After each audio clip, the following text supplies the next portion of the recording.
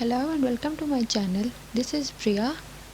कहानी की शुरुआत में हम एक औरत को देखते हैं जिसका नाम मरियम है और उसके बाद राय को दिखाया जाता है जो कि फ़ोन पर अपने किसी बिजनेस पार्टनर से बात कर रहा होता है ताकि उसे प्रोजेक्ट मिल जाए। और इस वक्त राय के हालात कुछ ठीक नहीं चल रहे होते, इसलिए वो मरियम को ठीक से ट्रीट नहीं कर रहा होता। अब दूसरी तरफ हम यूडा नाम के एक पेंटर को देखते हैं जो कि ढाबे वाले से अपने घर का एड्रेस पूछता है जहाँ वो रहने के लिए आया था। वो यूडा को एड्रेस बता देता है जिसके बाद वो अपने घर चला जाता है और कोई पेंटिंग बनाने की कोशिश करता है, लेकिन उसके खुद समझ में नहीं आ रहा था कि वो पेंटिंग को किसका रूप दे। अभी यूडा की नजर मरियम पर पड़ती है जो कि रेड ड्रेस में काफी खूबसूरत लग रही थी। यूडा मरियम को देखकर उसके पीछे पीछे चला जाता है। दूसरी तरफ वो मरियम के पति राय को देखते हैं जो ओजी नाम के आदमी के पास जाता है जो कि एक गैंगस्टर होता है और उसका काम लोगों को लोन देने का था, लेकिन जब कोई उसके पैसे टाइम पर नहीं लौटाता था वो उसको बहुत ज्यादा टॉर्चर करता था या फिर उसे मार देता था। और रॉय पर भी ओजी के पैसे हो रहे थे, पर यहाँ रॉय पैसे लौटाने की जगह और भी ज्यादा पैसे मांगता है। वो कहता है कि अगर मुझे वो प्रोजेक्ट मिल गया तो मैं तुम्हारे सारे पैसे सूद समेत लौटा दूंगा। रॉय की बातों में आकर ओजी अपने बॉस के पैसों को उसे दे देता है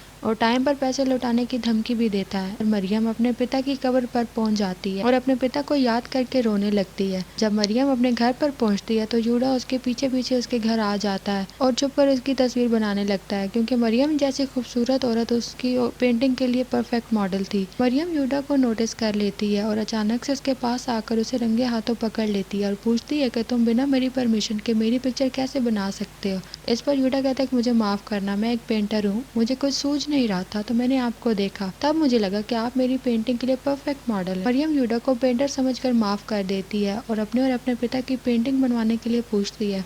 इस पर यूडा मान जाता है और मरियम के लिए पेंटिंग बनाने को कहता है, लेकिन जब मरियम कहती है कि इसके लिए मुझे अपने हस्बैंड से परमिशन लेनी पड़ेगी तो यूडा थोड़ा उदास हो जाता है क्योंकि उसने नहीं सोचा था कि मरियम शादीशुदा होगी। खैर शाम को जब रॉय घर पर आता है तो मरियम उससे पेंटिंग बनवाने के लिए परमिशन मांगती है और रॉय कहता है कि वैसे ही घर में पैसों की प्रॉब्लम चल रही है और तुम पेंटिंग बनवाना चाहती हो, क्या तुम पागल हो गई हो। लेकिन जब मरियम कहती है कि पेंटर पेंटिंग को फ्री में बनाएगा तो रॉय भी बिना किसी आर्गुमेंट के उसे परमिशन दे देता है। अगले दिन मरियम पेंटर के घर जाती है और अपने पिता के साथ पेंटिंग बनवाने के लिए अपने पिता की फोटो का एक टुकड़ा दे देती है और ये भी बताती है कि मेरे पिता एक बहुत बड़े अच्छे इंसान थे और वो औरतों की बहुत ज्यादा इज्जत भी करते थे और उन्होंने मुझे सेल्फ डिफेंस भी सिखाया था। मरियम यूडा के साथ काफी टाइम बिताने लगती है ताकि यूडा एक अच्छी पेंटिंग बना सके। एक दिन रॉय अपने घर पर कॉल करता है और मरियम के बारे में पूछता है और उसकी मेड बताती है कि मरियम पेंटिंग बनवाने के लिए पेंटर के साथ गई हुई है। यह सुनकर रॉय के मन में एक शक पैदा हो जाता है कि उसकी वाइफ उसके साथ चीट कर रही है, इसलिए वो घर के लिए रवाना होने वाला था। तभी लोन माफिया ओजी के आदमी आ जाते हैं और इसे गाड़ी में डालकर अपने साथ ले जाते हैं जहां ओजी रॉय को पंच मारकर उससे पैसे लौटाने के लिए कहता है। रॉय तुरंत ही अपने पार्टनर को कॉल लगाता है और कहता है कि हमें प्रोजेक्ट मिला या नहीं। इस पर रॉय का पार्टनर कहता है कि वो प्रोजेक्ट कैंसिल हो और हमारे कुछ साथियों को भी पुलिस ने अरेस्ट कर लिया। तभी हम देखते हैं कि रॉय के पार्टनर के घर के बाहर भी पुलिस आ गई है। इसका मतलब ये कि वो उसे भी पकड़ने के लिए ही आए हैं। ये जानकर रॉय काफी शॉक्ड हो जाता है और ओजी उसके मुंह पर 12 बजते देख लेता है कि उसका प्रोजेक्ट कैंसिल हो गया है। अब ओजी आग बगोला हो जाता है और रॉय की उंगलियों को कटवाने ही वाला होता है, लेकिन तभी रॉय ओजी को रोकता है और कहता है कि मैं अपने घर को बेच दूंगा और तुम्हारे पैसे जरूर लौटाऊंगा। लेकिन प्रॉब्लम ये थी कि ये घर मरियम के नाम पर था, इसलिए रॉय को बस मरियम को कन्विंस करना था। ये सुनकर ओजी रॉय को एक और मौका दे देता है। इधर हम मरियम को देखते हैं जो अपनी और अपने पिता की पेंटिंग को दीवार पर लगा रही थी। अभी हम किसी और को भी देखते हैं जो मरियम पर नजर रखे हुए है। तभी अचानक मरियम को अपनी बिली क्लेव का कटा हुआ सर डाइनिंग टेबल पर मिलता है जिसे देखकर वो चीखने चिल्लाने लगती है क्योंकि वो उससे बहुत ज्यादा प्यार करती थी। मरियम के चिल्लाने की आवाज सुनकर यूडा उसके घर पर आ जाता है और उसे शांत करने की कोशिश करता है, लेकिन तभी मेड इन दोनों को देख लेती है। इसीलिए मरियम यूडा को यहाँ से जाने के लिए कहती है क्योंकि इससे उसके और उसके पति के बीच में मिसअंडरस्टैंडिंग क्रिएट हो सकती है। अब जब रॉय घर पर आता है तो मरियम उसे बताती है कि क्ल्यू का कटा हुआ सर डाइनिंग टेबल पर पड़ा है। उसे देखकर रॉय भी काफी शॉक्ड हो जाता है और कहता है कि हमें इस घर को बेच देना चाहिए। ये सुनकर उसका माथा ठिनकता है और वो कहती है कि ये घर मेरे पिता की आखिरी निशानी है और मैं इस घर को बिल्कुल भी नहीं बेचूंगी। यह सुनकर रॉय कहता है कि कल को कोई मेरी गर्दन काट दे, क्या तुम यही चाहती हो। क्लियो की गर्दन ओजी के ही आदमियों ने काटी थी ताकि मरियम घर बेचने के लिए आसानी से मान सके। पर मरियम नहीं मानती, जिसके बाद रॉय कहता है कि तुम उस पेंटर के साथ गुलछड़े उड़ा रही हो, इसीलिए तुम्हें मेरी कोई भी परवाह नहीं है। इतना कहने के बाद रॉय घर से चला जाता है और ओजी को कॉल करके इन्फॉर्म करता है कि मरियम घर बेचने के लिए बिल्कुल भी नहीं राजी। ये सुनकर ओजी कहता है कि अगर मरियम की मौत हो जाए तो उसके बाद प्रॉपर्टी तुम्हारे नाम हो सकती है। अब रॉय गुस्से में तो था ही, और उसे ये भी लग रहा था कि उसकी वाइफ और पेंटर का कोई चक्कर चल रहा है, इसीलिए वो ओजी को अपनी ही वाइफ को मरवाने का कॉन्ट्रैक्ट दे देता है और एक ऐसा प्लान बनाता है कि उसकी वाइफ की मौत का इल्जाम सारा का सारा पेंटर पर आए। इसके बाद ओजी अपनी आदमियों के साथ यूडा और मरियम को किडनैप करवा लेता है। दूसरी तरफ रॉय को शादी से पहले बिताए गए सारे पल याद आ रहे होते हैं और उसे अब अपने डिसीजन पर गिल्टी भी फील हो रहा था, इसीलिए वो ये सोचता है कि उसने जो कुछ भी मरियम के साथ किया वो सब गलत है। इसीलिए वो ओजी को कॉल करता है और अपनी वाइफ को मरवाने का प्लान कैंसिल कर देता है, जिस पर रॉय कहता है कि वो उसकी वाइफ को कुछ नहीं करेगा, पर चूंकि ओजी एक अच्छा इंसान नहीं था इसलिए वो मरियम को अपने आदमियों के हवाले कर देता है। जिसके बाद उसके सभी आदमी एक एक करके मरियम का रेप करने लगते हैं, पर मरियम अपने पिता की वजह से थोड़ा सेल्फ डिफेंस जानती थी, इसलिए वो इन सब को पीट कर यहाँ से भागने की कोशिश करती है। इधर ओजी यूडा के साथ जबरदस्ती करने लगता है, वो भी अपने आप को छुड़वाकर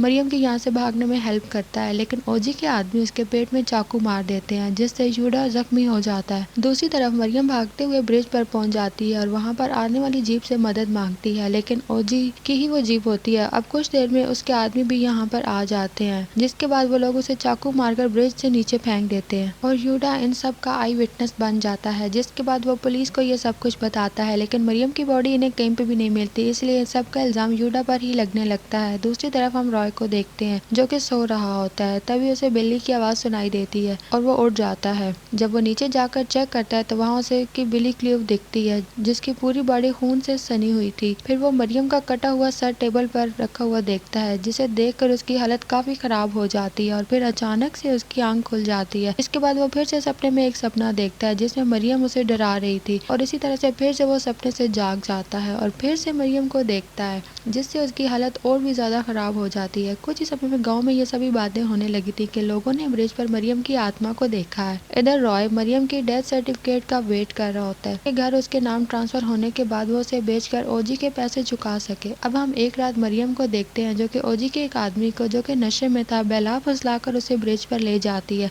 जिसके बाद वो उसे मार देती है। इसके बाद वो ओजी के एक और आदमी को ऐसे ही करती है और उसे अपना बदला लेने के लिए उसे भी मार देती है। दूसरी तरफ यूडा को भी काफी बुरे सपने आना शुरू हो जाते हैं कि मरियम उसे जान से मार रही है। तभी अचानक से उसकी आंख खुल जाती है और ये भयानक सपना टूट जाता है। अगली सुबह दो आदमियों की लाशें उस ब्रिज पर लटकी हुई नजर आती हैं, जिन्हें रात में मरियम की आत्मा ने मारा था, और गांव के लोग मरियम की आत्मा के बारे में बातें करने लगते हैं। ओजी के आदमी भी डरे हुए थे क्योंकि उनके दो साथी मारे गए हैं, लेकिन ओजी कहता है कि वो तो भूत वगैरह कुछ नहीं होते और हमें डरने की कोई जरूरत नहीं है। यूडा भी आसपास के लोगों से बातचीत कर रहा होता है और सभी का ये मानना था कि मरने के बाद मरियम एक बहुत बड़ी और ताकतवर आत्मा बन चुकी है और वो उन लोगों से बदला ले रही है जिन्होंने उसे मारा है। लेकिन यूडा का कहना ये था कि मरियम एक बहुत ही अच्छी औरत थी और वो इस तरीके से किसी की भी जान नहीं ले सकती है। एक रात फिर से मरियम ओजी के एक और आदमी को मार डालती है और जैसे ही दूसरा आदमी उससे बचने के लिए घर से बाहर भागता है, तभी मरियम उसकी गर्दन काट डालती है। और जब ओजी घर आकर अपने आदमियों की लाशें देखता है तो काफी ज्यादा डर जाता है और उसका आखिरी डरा हुआ आदमी डरकर भाग जाता है। जब वो भाग रहा होता है तो मरियम उसे भी मार डालती है।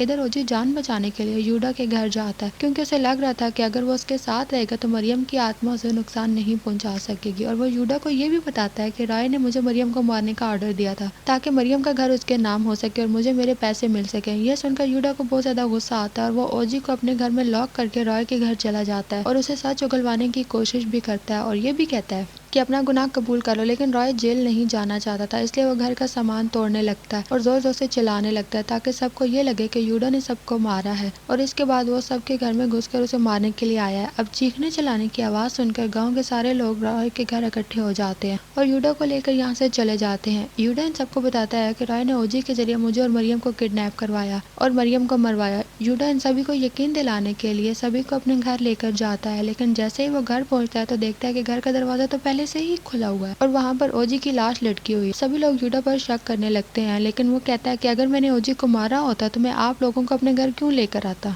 इनमें से कोई भी यूडा की बात पर नहीं बिलीव करता, जिसके बाद यूडा इन सभी को चकमा देकर यहाँ से भाग जाता है। अगले दिन पुलिस वाले रॉय के घर आते हैं उसे प्रोटेक्शन देने के लिए ताकि यूडा उस पर फिर से अटैक न कर सके। अब रात में रॉय के घर के अंदर मरियम दिखाई देती है, जिससे डरकर वो घर से बाहर आ जाता है और पुलिस वालों को बताता है। तो पुलिस वाले चेक करने के लिए उसके बेडरूम में जाते हैं, तभी यहाँ पर ओजी के बॉस का ही एक आदमी उसे आकर ले जाते हैं। ओजी के बॉस का नाम कोटान होता है और वो कहता है कि मैंने ही ओजी को पैसा दिया था और वो पैसा उसने तुम्हें दिया, पर अब क्योंकि वो मर चुका है तो अब तुम्हारी जिम्मेदारी है कि तुम मुझे वो पैसे लौटाओ। अगर तुमने ऐसा नहीं किया तो मैं तुम्हारी फैमिली को मौत के घाट उतार दूंगा, इसमें तुम्हारी माँ और तुम्हारी बहन भी शामिल है। इस सब के बाद वो कोटान के ही एक आदमी के साथ एक सेंट को लेकर ब्रिज पर जाता है मरियम की आत्मा से पीछा छुड़ाने के लिए। अब वो सेंट कई सारे मंत्र पढ़ने लगता है जिससे मरियम की आत्मा यहाँ पर आ जाती है, लेकिन किसी भी मंत्र से मरियम की आत्मा पर कोई असर नहीं होता। वो कहता है कि ये आत्मा बहुत ही ज्यादा शक्तिशाली है, इसलिए सेंट डर कर यहाँ से भाग जाता है। फिर इसके बाद कोटान का एक आदमी मरियम को शूट करने लगता है, पर मरियम की आत्मा उसी के चाकू से उसी का गला काट डालती है और ये सब देखकर राय बहुत ही ज्यादा डर जाता है और उसे माफी मांगने लगता है। लेकिन तभी यूडा भी यहाँ पर आ जाता है और मरियम को रोकता है और कहता है कि मैं जानता हूँ कि तुम मरी नहीं हो बल्कि तुम जिंदा हो